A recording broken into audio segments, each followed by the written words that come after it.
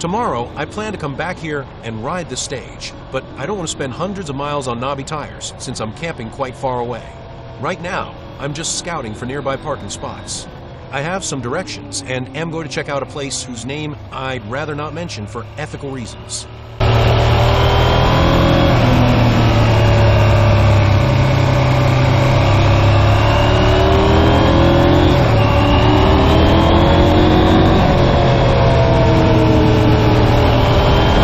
I didn't want to spend hours on the road with my small dirt bike, so I stopped nearby at a campsite. A strange guy approached me in a UTV. I asked him if I could park there tomorrow because right now I was just driving around looking for a safe place to park. I offered to pay for it. The man said I couldn't park there because he had many guests coming tomorrow, and then he stepped closer and said he didn't want foreigners here anyway. That's when I noticed the smell of alcohol on him.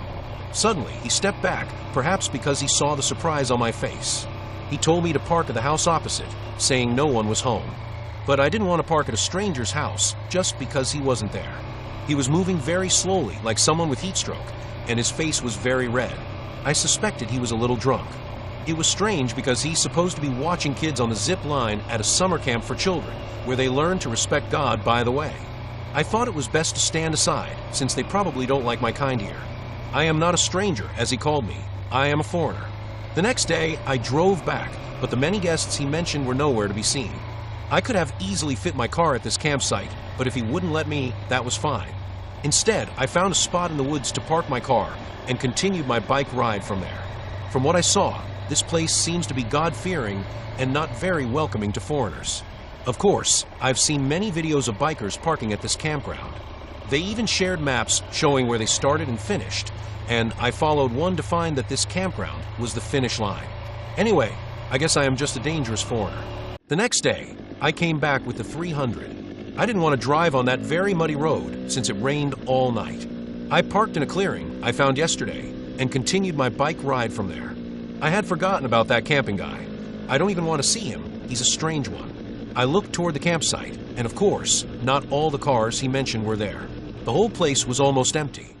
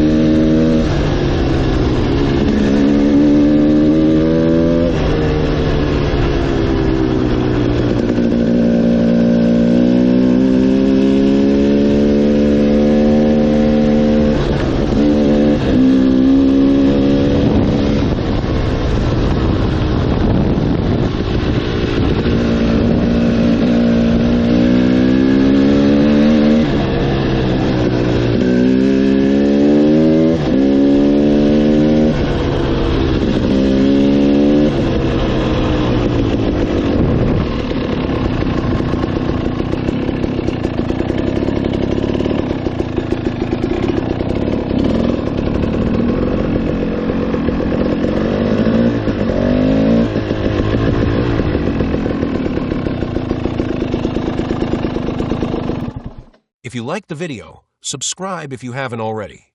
To be continued, I'll take a look at this narrow path. As the Templars say, find the narrow path.